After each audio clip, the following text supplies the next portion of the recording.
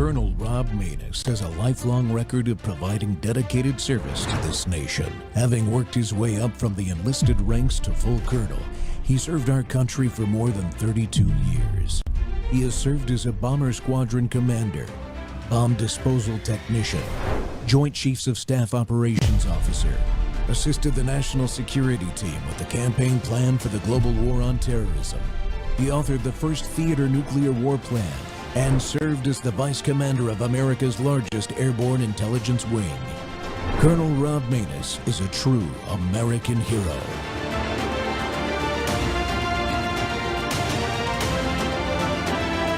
This is Rob Manus Live. We're back with more changes at DoD, and this time an update on COVID-19 and reinstatement. We all know that the previous administration issued unlawful orders on mandatory vaccines on an experimental vaccine, COVID-19. You know it, we know it. We're doing everything we can, as quickly as we can, to reinstate those who were affected by that policy. It hasn't been perfect, and we know that.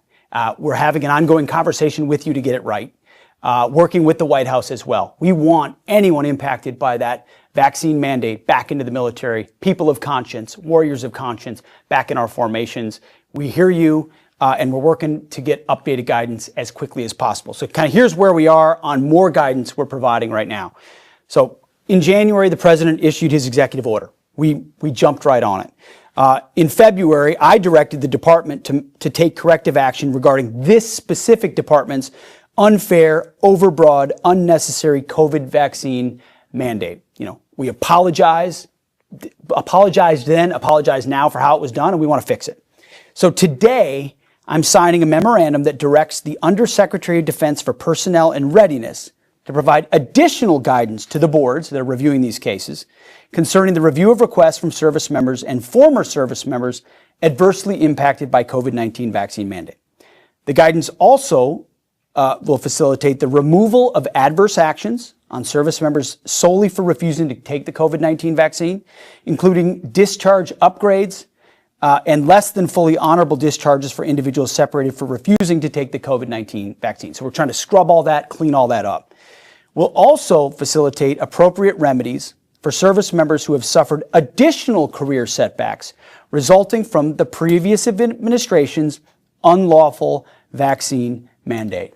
So that original EO addresses the unfair, since rescinded COVID-19 vaccine mandate imposed on warfighters during the previous administration.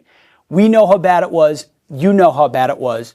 And through this guidance, which I encourage you to check it all out directly, because it's an update going even further than what we've done in the past, this memo is providing supplemental remedies for service members and veterans negatively impacted by the DoD defunct COVID-19 disease vaccine mandate.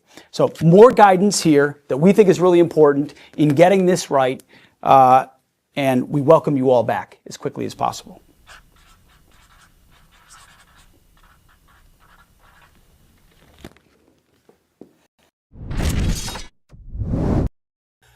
Welcome back to More War Monday here on the Rob Manus Show. And we're live on Worldview Tube and our X Spaces simulcast. Well, fighting the Pentagon's internal war continues, folks. I didn't really think we would need to do another show about this subject because of what you just saw from Secretary Hegseth right there. Obviously, President Trump and he have both issued an order to reinstate those forced out and harmed by the unlawful COVID vaccine order. But we still have major issues. Very few members have been reinstated because of the bureaucratic processes being used and the hidden resistors that are still in the government. That leads me to why we're doing a show today. The timing is critical. The fight for justice for all of those military members and families continues to meet this resistance and undermining from inside the Pentagon.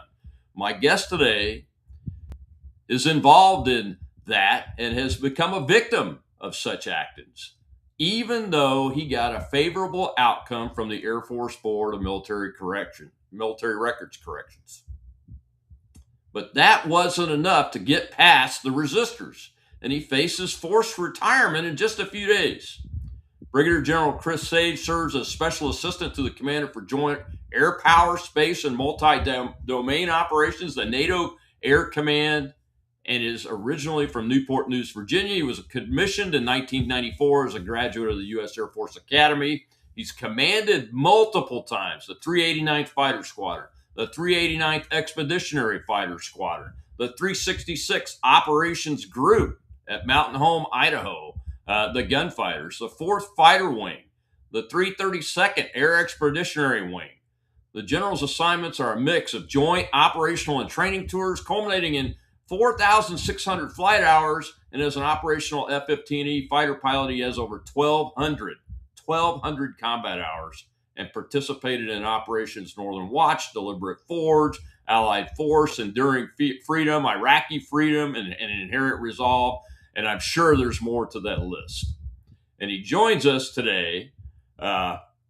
Unfortunately, his attorney, Davis Johnson, could not be here, but we've had Davis on before with other clients, and he's been very successful at getting that job done. But I got to read this disclaimer. Neither General Sage or me speaks for the Department of War. Our opinions are our own. They do not represent any Department of War or Department of the Air Force position. General Sage, welcome to the Rob Maness Show. A lot. Well, if I can get the button, I got to get the button right. There it is. Ha! Are you with me, Chris? I'm with you, Rob. Thank you very much for having me, and thank you for that disclaimer. My comments today, as you mentioned, are my own and do not represent the Department of War. And to your point, I just want to say thank you for bringing this issue once again to the forefront so your audience can hear the truth about what's still going on by the obstructionists that are still hidden inside the Pentagon. Yeah. First, before we dive into the technical detail of this, Chris, what's the current status? Has anything changed in the last week or so? Unfortunately not, Rob, but since we won at the Board of Correction for Military Records in mid-November, early November, it was then quickly overturned within days, which is just shocking after the board spent 2 months researching all the evidence, looking at all the interviews, looking at the situation in the deployed environment. There's been no change. We've attempted to appeal. We've attempted to get an extension on my forced retirement past 31 December, and there's been crickets and silence, unfortunately, from the Air Force and the Department of War. Yeah, it's really unfortunate. You know, what's really strange in your case is that you took the shot. You followed that order, right? I did take the shot early on before I fully understood it. The rest of my family, thankfully, did not. Mm-hmm. And I found myself in a situation in a deployed setting where COVID was the major backdrop. It was behind every decision we made. It was actually the peak of COVID in the Middle East during the time that I was there when this investigation happened, and the board found, appropriately so, that my actions and my opinions related to COVID is what influenced the outcome of this investigation and the adverse actions that were taken against me, and provided me relief until it was overturned by the Assistant Secretary of the Air Force. So what happened that led you from? I mean, I read a little bit of your resume, but I mean, you're a combat experience, commanded at all the right levels, which means you did a good job at each level and continued to progress on to be a wing commander twice, both at home here and in combat. So what were the things that got you to where you are being forced to retire and had to go through the Air Force BCMR process? Well, thanks, Rob. As you know, in your command experience as well, that you don't always have 100% of the people on board, but the goal is to get as many as possible. And the research shows if you can get about 75% of the people on board, then you can accomplish the mission, and you have that momentum you need to get things across the finish line. So in a case of a combat wing, that very high ops tempo underneath COVID, also we were heavily involved in the withdrawal from Afghanistan. We were engaging the enemy, dropping bombs on ISIS in Iraq and Syria. We were training the Jordanians. We were training with the French. We were participating in Bright Star in Egypt, and we were the lead wing to help bring the Israelis into CENTCOM and AFCENT. So beyond all of this, we're dealing with COVID, and it's normal that sometimes people will attack your leadership.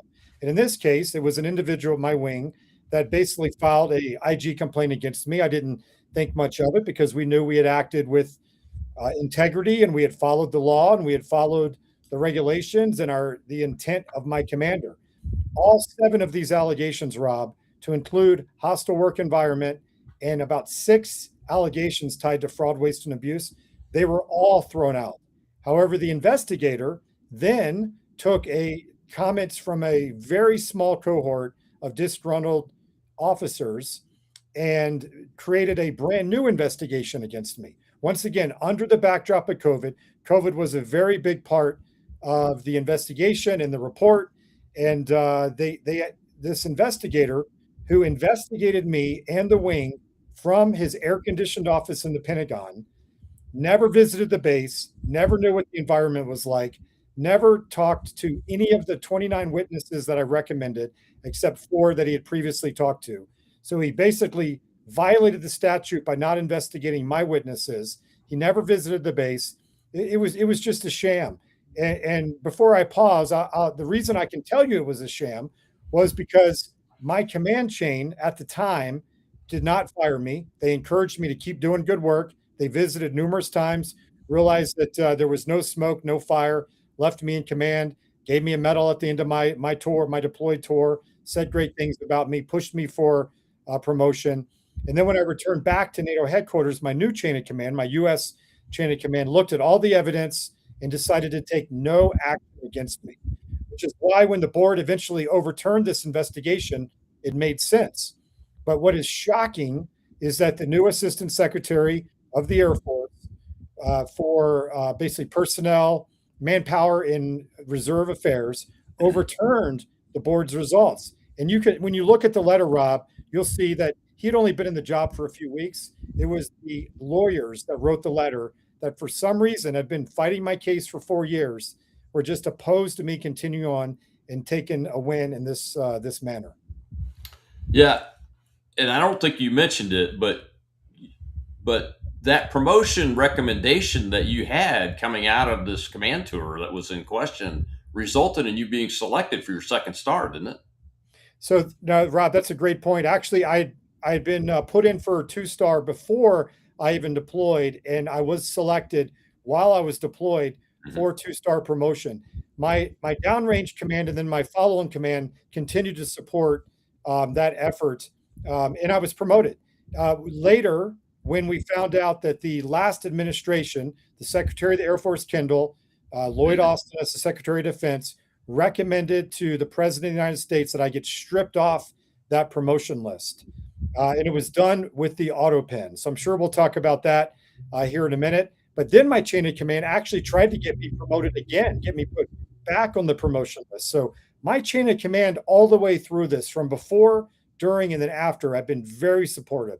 This has been political since day one. And the shocking part is you would think the new administration would follow the guidance of the video that you showed at the beginning of this podcast, that it's time to fix the rights, the injustices of the past, and take corrective action. But they continue to not take the victory that was handed to them by the Board of Corrections. Yeah, it's baffling to me, Chris. I mean, your situation at face value, I've been working with those that have been forcibly kicked out a lot, but so at face value, it seems unique. But there were a lot of people in your exact position that weren't forced out from a bad conduct discharge or poor performance or those kind of things, but were just made to go, okay, you're going to have to retire because you didn't get promoted or whatever the trigger was. They were forced to retire. Well, we got to take a real quick commercial break. It won't last very long, and we'll come back. We'll see a little clip from Andy Biggs, very short clip, talking about what's going on in the government, because you're right, there's a lot of resistance still going on. We'll be right back. with General Chris Sage. Your heart beats 100,000 times a day. What are you giving it to keep up? Coffee, energy drinks, or the science-backed power of Cardio Miracle? Packed with L-arginine, L-citrulline, and CoQ10, it helps your body naturally boost nitric oxide levels so your heart, energy, and endurance stay strong. Your body deserves the best. Tap the link below and give it Cardio Miracle. There's so many people in the executive branch that support President Trump, but you have these secondary and tertiary level people that are trying to put up every kind of speed stick to try to wait out President Trump's term. That's a real problem, and that's why I believe that our top tier leaders need to clean out everybody underneath them and start over again. Welcome back to More War Run Monday. My guest is Air Force Brigadier General Chris Sage. And Chris, Andy was just talking at AmFest out in Phoenix during that clip, I believe. So this is all something that's very disappointing, but not unexpected by those of us that have worked in government for over 30 years, where you get the political appointees in, and then if the folks that are in rung 2, 3, 4, and 5 below them are not on board, they can really put a monkey wrench in the gears of justice.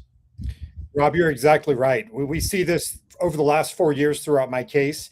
It's embedded obstructionists that operate either in the JAG circles or the general counsel circles that are advising these senior leaders. And in my case, the gentleman that overturned the board results, a guy named Rich Anderson, a political appointee. I hear he's a great guy.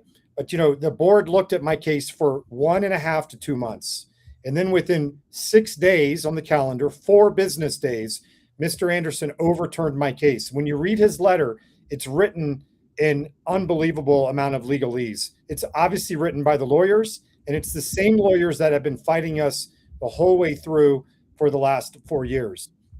And in the case of my case, there's an individual named Shannon McGuire, who was the one dealing with my case for the last 3 years. And sure enough, she's now the acting general counsel, the one that's advising Mr. Anderson, that's advising the Secretary of the Air Force. And so she was also there under the last administration. So she is one of these individuals that Congressman Biggs is talking about. There are many of them that are still there that are basically, they either slow roll the administration or they directly oppose the administration. But when I listen to what Secretary Hegseth said in your opening clip, compare that to what we see in this situation, it just does not make any sense at all. And the argument would be, well, there's not enough evidence to tie this to COVID. That's why he overturned it. Even though the board, by the way, the boards are set up on purpose so that you'd never have a tie. So in my case, the board was 2-1 majority, found preponderance of the evidence that there was enough evidence related to COVID that my views on COVID negatively affected, the IG investigation. So why would someone that looked at this for a few hours or a few days, relying on their attorneys, then overturn it like that?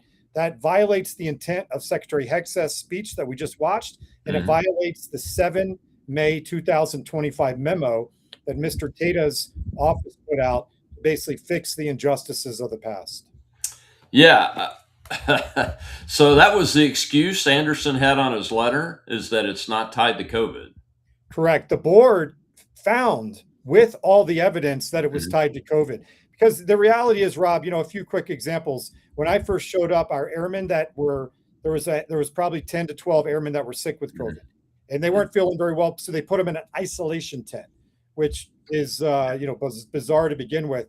But when I asked to go see them a couple days into my command, first of all, I was met with resistance. Then I was told I had to mask up. I had to put on all this protective gear.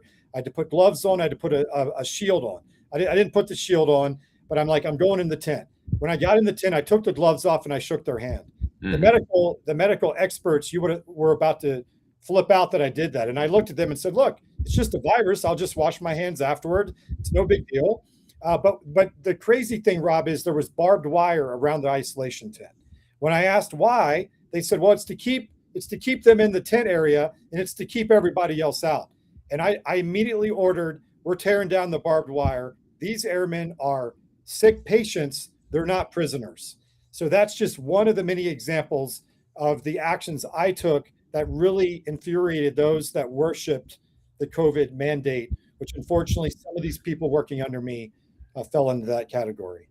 Let me get this straight. They put a tent up to isolate these people and then put barbed wire around it. Was it guarded too to keep them in? It wasn't guarded, but there were signs up that said "Do not enter." There was barbed wire. You had to have, you had the code to get in, and this infuriated Congressman Eli Crane and 10 other congressmen. They actually put a photo of this on a letter that they sent to the Secretary of War and to the Undersecretary for Personnel and Readiness as one of the many examples of the ridiculousness of the allegations that were made against me. Another quick example is a recommendation came down that our airmen had to wear masks indoors and outdoors. Well, I basically signed a memo that said, our airmen, you know what it's like to be on a flight line in the 100-degree. I said, our airmen are not wearing masks underneath jets in the 100-degree heat in the Middle East in the summer. I go, that's ridiculous. It's a FOD hazard for the engines. So that, that along with, they implemented a testing center for airmen that were flying in with 800 airmen swapping out. They implemented a testing center on the in-processing line. When I found out about that, I said, hey, these airmen were tested before they left. They're going to be tested in due time when they get here. We had the lowest COVID rates in all of the Middle East at any Middle East base. I'm like, we don't need to do this test. And that made the report that I did not trust my medical professionals because I made a command decision that made sense for the airmen. It made sense for the mission, and it was common sense. The three principles that I guided every decision by. Yeah, absolutely. I read some of the stuff about the masks out on the flight line underneath the aircraft. I know I've been a commander in the Middle East doing that exact same thing with my maintenance guys working on B-1s. And I would have done the same thing that you did. I would have said, no, that makes no sense whatsoever. Nothing's going to live in the fuel and fumes in the heat of that anyway. But this whole tent with the barbed wire, that is just unbelievable. But it paints the picture of the craziness of the moves that were happening with COVID, not just in the military, but even outside the military. I mean, I saw a pastor arrested because he had a church service twice, was arrested twice for it, and thankfully kept going, kept doing it too. They eventually lost their case, but so Anderson is the Assistant Secretary of the Air Force for Manpower and Readiness, who does all the personnel stuff. So that's the office in each of the services that is in charge of this reinstatement, was in charge of implementing COVID policy, really. But he is a Trump appointee, correct? That is correct. And I hear good things about him based on his background. I hear he's a patriot. He's a retired officer, which is why this just points back to the Biggs comment and to the Sec Wars comments that it is literally people that are obstructing the process. First, they obstruct you through the whole process, through the appeal process. Then when you eventually make it to the board and win, then they overturn it. Then when your lawyer inquires, well, why did you do that? The answer back is, well, it's bigger than just COVID. There's underlying problems with the investigation, which brings us back to the last administration and the persecution that happened under the last administration. So it's a circular firing squad that just cannot seem to take the win. To your point, Rob, I was looking at some facts the other day that over 8,000 people that were forcibly removed from the military because of COVID-related issues, another 70 to 80,000 that left voluntarily. But how many of those 8,000 have been reinstated? I just read the other day that it's less than 100. And if that number is accurate after 1 year, then there's an issue here. And I'd like to just make that point. This is so much bigger than me. I'm the canary in the coal mine. If I get forced retired in 2 days, I'll be fine. In fact, people ask me, why did you fight for 4 years? Well, thankfully, we had the means to do it. We had the resources to do it. And frankly, we felt called to do it. My wife and my family 5 children. We've been married for almost 29 years. My wife is a veteran, by the way, and she's an turned attorney. And we decided that we're going to fight and we're going to stand up for what's right. We're going to fight the injustice. We continue to do that. So I'll be fine. What I worry about is those 8,000 or 80,000 war fighters that now are looking at my case. I'm one of the first that went through the Air Force Board of Correction for Military Records. They're emailing me, they're texting me, they're DMing me saying, sir, what hope do I have if you can't win? By the way, over $100,000 spent in lost back pay combined with my legal bills. These young airmen, these staff sergeants, tech sergeants, young captains and majors, they don't have those resources. And they're looking at this and they're worried, and they should be. Yeah, they should be worried. Matter of fact, all Americans should be worried, Chris, because if a case that's so clear can't be rectified, that is, it doesn't matter whether you're a general or an airman basic. This case is very clear what happened, and you mentioned the auto pin earlier, and Kendall and I assume the former chief of staff recommending you be redline. We call that redlining if you're on a promotion list and you're taken off the list by the president, folks. But the president, you don't think, really made the decision? Well, Rob, we know that he did not. Well, I don't know for sure. What I can tell you is that it was not him that signed the letter. It was the auto pen. There were 3 auto pens used. A, B, and C. Senator Cruz's office pointed this out. So did some other organizations. And mine was auto pen B, used during the time period. An exact match. My lawyers have verified this. So the reality is he was most likely not aware.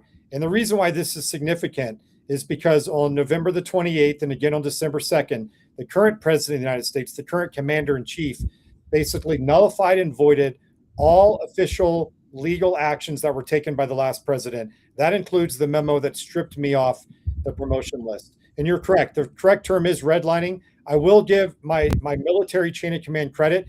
They actually had nothing to do with this. They were supporting me. This was purely an act within the Secretary of the Air Force's office, pushed up to the Secretary of Defense's office, pushed up to the White House. Who was advising the Secretary of the Air Force at the time under the last administration? The same exact person that is advising the Secretary of the Air Force today. She opposed my case at every appeal. She opposed it when we took our fight to the Secretary of the Air Force with a letter when we heard he was going to try to strip me off the list. And she is now the primary legal advisor to the Secretary of the Air Force and to Mr. Anderson, who signed the memo. Wow. So what's her name again? Shannon McGuire. Shannon McGuire. That's unfortunate because, Terry Aderam, who was the DOD at the time, general counsel, is the one that modified or put the letter out, say, with the fake info about, well, the EUA vaccine is the same as the Comirnaty vaccine from a legal perspective, which is entirely not true. That's issue 1 with that order and why it's unlawful. It was unlawful. And 2, the Comirnaty was never made available. It never really FDA approved it, taken off the EUA list, the emergency use authorization list. And you can't force American human beings to take an experimental vaccine, even if they're in uniform, right? That is 100% correct. I actually had lots of airmen come up to me while deployed. It's just some did arrive, normally from the Guard. They were, for whatever reason, were unable to get the shot. And they asked me my personal opinion. Well, by this point, lots of friends of mine, doctors back in the U.S., and were sending me articles. They were sending me peer-reviewed articles, the studies that were coming out. And so these young airmen, specifically young females, they're like, sir, I want to have a family one day, and I'm very concerned about what I'm hearing. And I said, you should be concerned because here's a peer-reviewed study that says, this has not been studied with pregnant women, young men with the heart issues. I mean, we now know much better, but even at the time, these studies were coming out. So I would then question my medical professionals. What do you think about this? What about this study? Or should we be concerned? This study tells me right here that masks don't work. Specifically, the Chinese masks, the chemically infused Chinese masks, they do not work. And I had one of the commanders that spoke out against me in the report came up to me after and said, sir, you have to stop asking questions about COVID. And I'm like, why? I said, we're going to make common sense decisions. Sir, when you ask questions, you're getting political.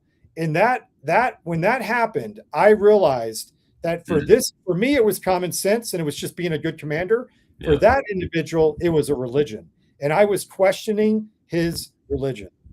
Yeah, I want to dive into that after this commercial break real quick, Chris, because I think that's important for folks to understand that weren't on the scene exactly how this transpired, because what you just said there, most people have never heard it before from an active duty Air Force officer or any military officer, quite frankly. It can be quite confusing. We'll be right back with General Chris Sage on the Rob Maness Show. Tired of feeling tired? Your energy isn't just about caffeine, it's about circulation. Cardio Miracle supercharges your nitric oxide levels to help your blood flow better, your heart beat stronger, and your body feel more alive. No crashes, no jitters, just real, lasting energy from the inside out. Feel the difference. Tap the link below to try Cardio Miracle today. They devastated our military in many ways. One, in terms of morale, there were many service members who were aware of this legal issue, who knew that this was an unlawful order and understand that it's our obligation as service members. These are the lessons of My Lai. These are the lessons of Nuremberg, that you don't follow unlawful orders. You have an affirmative duty not to follow unlawful orders. And service members who tried to uphold their oaths and do that lost their livelihoods, lost their careers. And I'd be remiss if I did not mention that many suffered vaccine injuries. And we have whistleblowers who brought forward data showing huge increases in things like neurological issues, things like heart issues, immediately following the vaccine mandate. And all of this was swept under the rug. So there's been a huge devastation to the force when we talk about wanting to increase the lethality of our force. This is an ongoing issue that the administration should certainly look into. Welcome back to the Rob Maness Show. My guest today is active duty Air Force Brigadier General Chris Sage, who is about to be forced to retire here in just a few days on December 31st because the resistors in the government, the obstructionists in the government, regardless of whether a Trump appointee is in place or not, are being successful in obstructing the President of the United States and the Secretary of War's direct order to not only reinstate those 8,000 plus individuals that were forced to leave the service, but also alleviate the harm that's been caused. And I think that's by other military members. And Chris, I think that is one of the things that the legalese people in the Secretary of the Air Force's office, with Ms. McGuire leading it, the acting general counsel, is leaving out of the picture when they write it down, isn't it? Yeah, that's exactly right. I mean, the reality is, in my case specifically, they had to divorce me from COVID because they knew that we had won on COVID. And even though the board found a preponderance of the evidence, they knew they had to divorce it. But the reality is, even if they didn't divorce it, they continue to stymie, this case, other cases. But in my specific case, they had to divorce it from COVID. Then they could point back to a botched investigation that happened 3.5 years ago under the last administration. And the reason we know it was botched was for a few reasons. Number one, my commander at the time, who now is the NORTHCOM commander, he knew that I was under investigation. He then increased, rightfully so, the number of times he visited my base. He visited 5 or 6 times after the investigation started. He sent numerous people, greater than 10, like 12 people total, to go visit my base and report back to him. His 2-star, his 1-star, all of his colonels, his chief master sergeant, his command master sergeant, they all reported back, sir, we see no smoke, we see no fire. He did not remove me from command, which showed that he had faith in my command. And like I said, he treated me very well out the door with a medal and good words of my change of command. My next chain of command took no action against me and were very strong about the reason why, because they thought my actions were appropriate. Fast forward to the BCMR. We won at the BCMR, which was a big win. We celebrated for about 5 minutes until we read the next memo that then said that the results were overturned. By the way, did anyone from the Secretary's office call me? Oh, no. That showed up in an email in a nondescript email that showed that I won at the BCMR, followed by another memo that said it had been overturned. And then the fourth, sorry, there's two more victories. The fourth victory is when the president nullified and voided all legal actions signed by the AutoPen. The fifth one, which the Secretary of the Air Force or the Department of War will not acknowledge, is the fact that when I was told I'm going to be forced retired, my 5-year statutory limitation is up because it moved my time frame back to the left because I went from the 2-star list back to the 1-star list. They did what's called an OGD, an officer grade determination, to determine whether I'd served honorably. I wasn't holding my breath on that one, which means they could have retired me as a colonel. Right. Well, it turned out this board found that my actions during the entirety of my 1-star tenure, to include during the investigation, were honorable. I acted with integrity at the level of performance and integrity required at the 1-star level. Basically, I served honorable as a 1-star, which is even more evidence that they discounted the IG case against me. Oh yeah, absolutely. You know, what's really disappointing to me is because I know some of these folks that are in political appointed jobs and just correct me if I don't have this right, but you have not had a phone call from any political appointee in the Air Force in this process. Not a single one. And the way the system works is they don't include your chain of command. So my chain of command, very supportive. I keep them in the loop, which I find kind of humorous. So I keep them in the loop, and I just get communicated to via email for the most part. I did have a really good Air Force defense attorney. The first one retired, the second one PCS'd. And by the way, the Air Force doesn't provide these people to you. You have to go find them.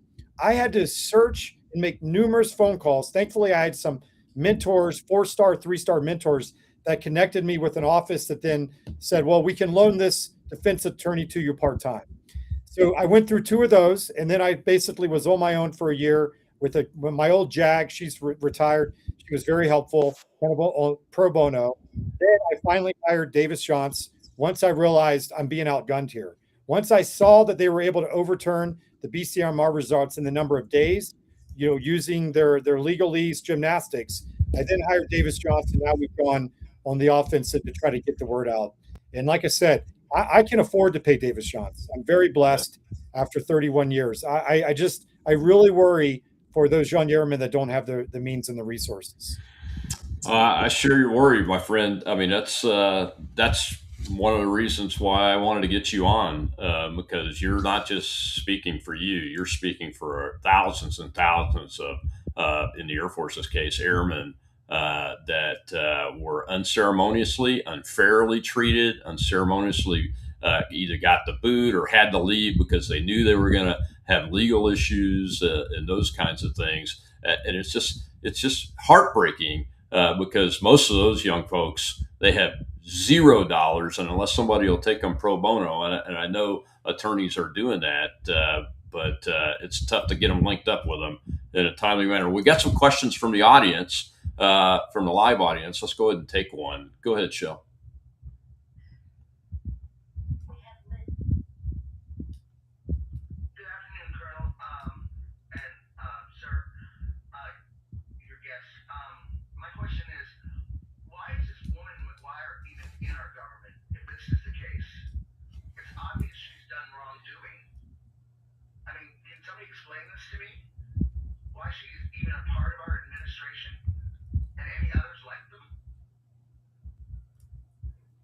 That's a great question, Liz.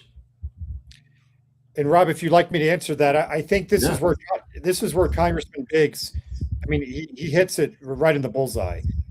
It's a great effort over the last year to put quality people in these positions, but the reality is there's second and third tier level obstructionists that continue to operate behind the scenes. They call it, malicious compliance is one way. It basically means they slow roll it. They're effectively waiting out the president of the United States, which is hard to believe. But after 1 year, they realized that they just got to make it 3 more. Well, less than 100 people were reinstated in the last year. So, from their perspective, some of these obstructionists, they're winning. They're sort of meeting their objective to obstruct the president of the United States, the commander in chief, and to slow roll what the Secretary of War so eloquently said in your show opening. I mean, this is an injustice that has to be happened. The Secretary of War admitted, both in writing and in person there, that this was wrong, that it was illegal. In his document, he talked about an illegal mandate. We all know that, especially those of us that weren't smart to it at first. You know, we quickly realized, which is why I started asking questions and continued to ask questions. But Rob, let me, speaking of why are these people still around? The investigator that investigated me is still around. When you look at the Marxist infused IG report that he wrote, where he was pitting the oppressed versus the oppressor. Here's one example. I worked for a Marine 3-star at NATO, an American Marine, before I deployed. He operated under what was called an email policy. So he had a very clear email policy for good order and discipline. If you receive an email from me, here's the way I'd like you to deal with it. Put information or action. Don't add other people to a private email. Just think of it like a private letter. You know, he put out this guidance. He put this all in a memo. Right before I deployed, he said, Chris, you may want to think about using this. It served me very well. And he served in Desert Storm, by the way. 40-year combat Marine veteran. I took his email policy. I quickly sent it out to my command team and said, I modified it a little bit, made it a little bit Air Force friendly. I sent it out. In the IG complaint, the investigator ranted about how I did not trust my subordinates, and his proof was that I used an email policy that was oppressive and limited communication up and down the chain, which was anything but the truth. But these are the type of allegations that were used against me. You know, Stalin's secret police chief said, show me the man and I'll show you the crime. And that's what this report felt like. They interviewed me for 7 hours, asking the most minute details of situations that I didn't remember. We followed up, and in the report, he said, General Sage really struggled to remember the details. Therefore, that limits his credibility. There's many more examples I could use, but the email one is just the most absurd, not to mention the COVID examples that we've talked about. Now, is the individual that did this investigation a government civilian, a contractor, a military person? A government civilian that has never operated in this type of environment that we were operating in, that did the entire investigation from his office, his air-conditioned office in the Pentagon, over the phone. It was, IG investigations are only supposed to take a few weeks to a few months so that they can correct the wrong and help the unit and provide relief. Mine started in January, really December of 21, and went all the way until the end of November of 22. We had all redeployed. The wing, it was a brand new wing. There was no relief given.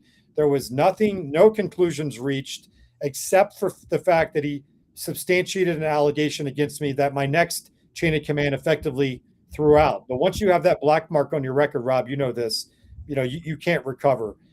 But even though at the time I thought maybe I could, because my command chain immediately said, we're going to try to get you promoted again. And then out of the blue, I get the memo that the Secretary of the Air Force is now, this was first he redlined me, then they tried to get me promoted again, but it's just impossible to do with that black mark on your record. Yeah, which it makes it even more significant that your grade determination here at the end said, he's good. Retire him as a 1-star general because he served honorably in every position, and in that grade specifically. That's hard to do if you get a black mark on an IG complaint. As a matter of fact, we're all told 06s and above. You know this. The audience doesn't know it, but I'm going to tell you now. We're all told if you have an IG complaint against you, until that's adjudicated and you're vindicated, we won't even let you retire in some cases, and we certainly are going to do a grade determination on you if you ends up being substantiated. We're going to take one more commercial break here real quick, Chris, and when we come back, I want to dive into accountability, especially at the SES, the Senior Executive Service, and the General Officer level. Get your views on that, on what's happening based on the situations that you've come in contact with, quite frankly. We'll be right back with General Chris Sage. Heart disease doesn't wait until you're older.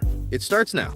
The good news? You can take control today. Cardio Miracle is the all-in-one heart health formula designed to support healthy blood pressure, better circulation, and more energy. With over 58 natural ingredients, it's time to fuel your heart the right way. Invest in your health before you have to. Click below to try Cardio Miracle. Devastated our military. Devastated our military. In many ways. One, in terms of morale, there were many service members who were aware of this legal issue, who knew that this was an unlawful order, and understand that it's our obligation as service members. These are the lessons of My Lai. These are the lessons of Nuremberg, that you don't follow unlawful orders. You have an affirmative duty not to follow unlawful orders.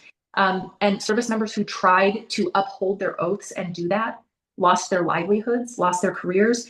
And I'd be remiss if I did not mention that many suffered vaccine injuries. And we have whistleblowers who brought forward data showing huge increases in things like neurological issues, things like heart issues, immediately following the vaccine mandate. And all of this was swept under the rug. So there's been a huge devastation to the force when we talk about wanting to increase the lethality of our force. This is an ongoing issue that the administration should certainly look into. Welcome back to the Rob Maida Show, folks. My guest today is General Chris Sage. General, that was the wrong clip, but that's what happens when you're your own producer, like I am today during this holiday season. But Casey's video is worth seeing again because she doesn't say the word, but it gets to accountability.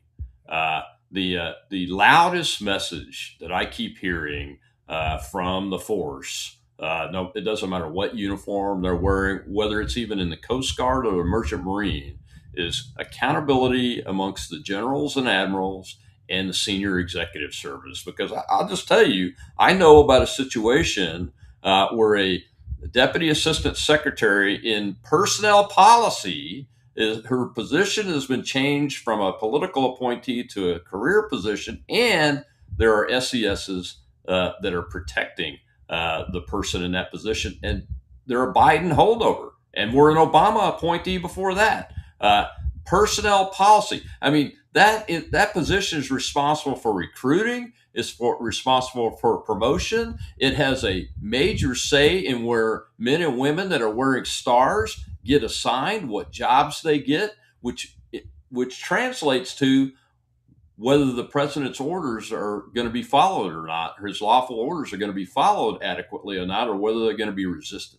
And that is a problem that we on the outside are seeing. Now, I don't have any classified information anymore. I have never talked to the individuals in these positions that I remember anyway, but my gut's telling me that when I listen to the troops that are there and that have experienced this and are watching it, that if we don't answer these questions, our readiness is not going to last at this high levels that we've achieved through the initial Trump administration. It'll start to wane again.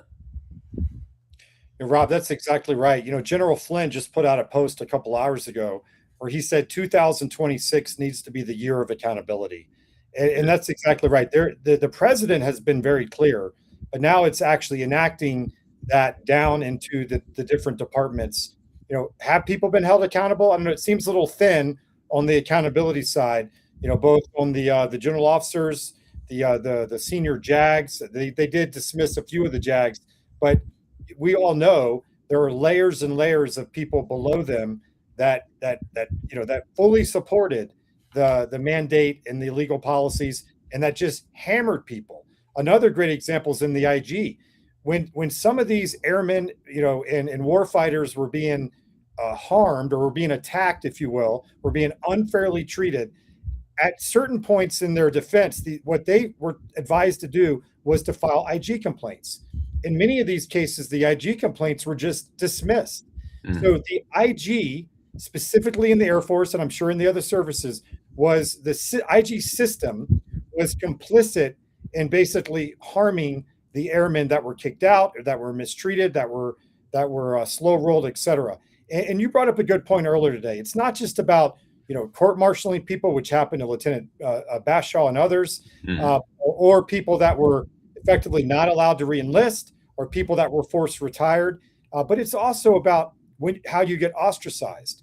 Let me tell you, Rob, 4 years ago or 3 years ago, I'm on a certain track. I'm working for great four stars. I've been very blessed in my career to have great opportunities. I was learning a lot, and they had me on a path. They're giving me the certain training. Yeah. I'm going to deploy. The second that this investigation happened, I was basically relegated to the leper colony. 100%. I can handle that. We continue to serve. We knew we were going to fight this battle from a very lonely position, and that's okay. Once again, I can handle this, but where is the accountability? Where's the accountability for the same people that were opposing the Marxist investigation against me, defending it 3 years ago, who are now the same people that are advising that they overturn the BCMR win that we achieved after 4 years of proving the fact that there's just something not right inside the Air Force. And we were so happy to have the win, and then so distraught to have it just ripped out from underneath of us. Yeah. I know you won't mind me saying this, but folks, this man is not stationed inside the contiguous United States right now, and has been fighting this battle long distance. So that's an even bigger sacrifice when you're facing forced retirement in 3 days. Quite frankly, well, we've got some more questions over in the audience. Let's go ahead and take one before we get to the end of the show. Go ahead, Shell.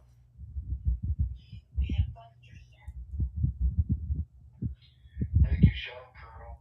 General Sage, I'm just curious, what are the possible next steps here? I did give you a follow. We have a strong military community and like to push your message out there and get you followed. But what are the next steps, sir? I mean, is it a direct appeal to the Secretary of War? Is it a direct appeal to even President Trump? If somebody in your situation, sir, can't seem to get them to move the needle, what would be the next logical step? Because we need to get your message out there as much as possible, sir. Well, thank you for that question, and thank you for your support. We're in the short hairs. We've been fighting this every step of the way. We're at the point now with about 2 days left. We are appealing directly to the commander in chief, because he's the only one that, if he picks up the phone, one of his advisors sees this and gets it to him, we're confident that they, one, can overturn this overturn of the board, but number two, they could freeze my retirement. They could extend it. We did put in for an extension, and it's supposed to go to the Secretary of the Air Force, and within about 24 hours, it was returned, and all it said was, denied. You will continue to retire on 31 December. So an extension is what the board recommended until all actions were remedied.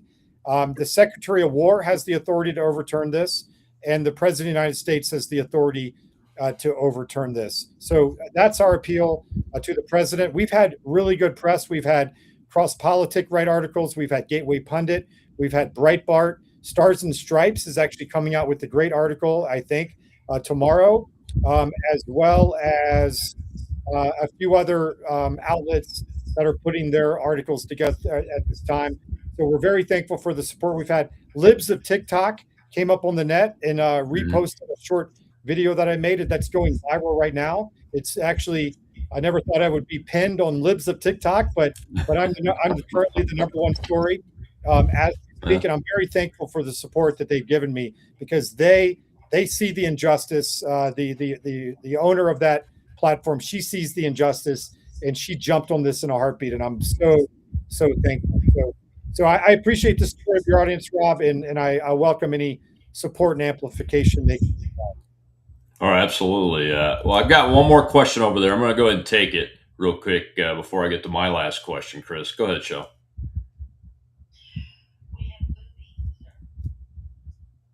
Hello, thank you for the mic, and thank you both, you great soldiers.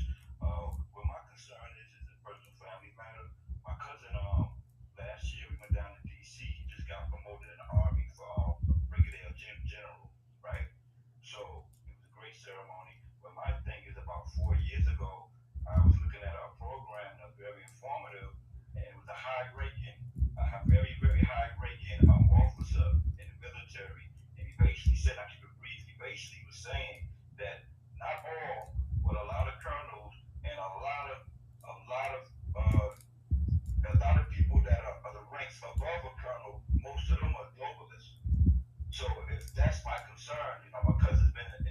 Mhm. President Ukraine had the chance to speak to him.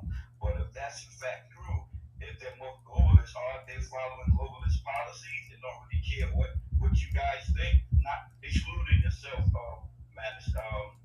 the general? Thanks for the question. Yeah, Rob, if you'd like me to Yeah, answer that, I go mean, ahead. at the end of the day, as you well know, we need leaders that are going to serve our nation by defending our Constitution. You know, we're a rare case in the world. We don't swear allegiance to a king, to a queen, to a government. We swear allegiance to the Constitution of the United States. And if we need to get back to that. We need to teach civics in the military. When I deployed, that's just another thing that really made some of my detractors angry. It was just crazy to think that they thought I was pushing politics when I gave every single airman that arrived at my base a pocket constitution. And I Mhm. basically explained to them, I asked them the question, how many people have read this? Very few had ever read the Constitution. So we sort of went through it at the introduction of every arrival of the cohorts that arrived. And they were very thankful. I got many positive comments later, like, sir, I never read the Constitution. But that is what we swear an allegiance to support and defend both internally and external enemies. And that's what we need, Rob, more people that believe in our historic foundations. Yeah, it's interesting that, and I'm glad this came full circle because you mentioned that one of your folks came up to you and said, "Hey, every time you question these COVID policies, it's being seen that you're getting more and more political from my perspective, from their perspective, and that is a problem because it's like we're behind the looking glass, to use a colloquial phrase, Chris, because." Uh, Take, for instance, the seditious six, the elected officials that are out there pushing and implying that the current commander in chief is giving unlawful orders and really are fomenting potential disobeying of lawful orders. But then there's those of us on this side of the argument that were not elected officials, but saying, look, you're trained to not follow unlawful orders. And the people that are not following this unlawful order have been hammered, completely hammered. And I think the number is 78. 78, the last time I looked at it a few weeks ago, was the number of people that have been reinstated since this. And it ought to at least be half of the 8,500 or so folks that were forced out through discharge. And many, many more of the situations like yours are very, very simple, very clear cut, that they need to be overturned. That's why one of the groups that I'm on the board of advisors for, called STARS, sent a letter to the president asking for blanket pardons for all of the 85 to 100,000 people that have been harmed by this. Well, we got about a minute left. I wanted to give you a chance to tell folks where they can find you and what you need them to do. Give them an action that they can take, and we got to get this ball rolling really fast. Well, thanks, Rob, and thank you for your time today, and thanks for your audience for listening. So I'm on X at Sage Ideas, so at Sage IDEAS. You can follow me there. I'm putting up all the most recent developments. Amplify that as much as you can. Reach out to your congressmen and senators. Tag our senior leaders, the president, SecWar, on social media, and continue to fight the good fight. This nation is worth defending. This nation is worth saving. And we're a people of faith. We have a long history of faith in God, faith in our nation, and faith in our families. And we need more leaders that are going to take that flame into the future, if you will. Yeah, well said, sir. Thank you so much for your time. I appreciate it. Please enjoy your rest of your holiday with your family. God bless you. We'll be continuing to pitch into this fight, and continue to get this word out. Brigadier General Chris Sage, sir. Thank you. All right, folks, get out there and take those actions like the general just asked for you to do. Look, things happen fast in this world, and there may just be 2 days left, but it's still time to correct it. And we can get it corrected even after the retirement date. That's the way things work, and that's what we're going to continue to try to do, because this country is worth saving. Action, action, action, as our friend Steve Bannon is fond of saying. I'll see you after the new year here on the Rob Maness Show on Worldview 2.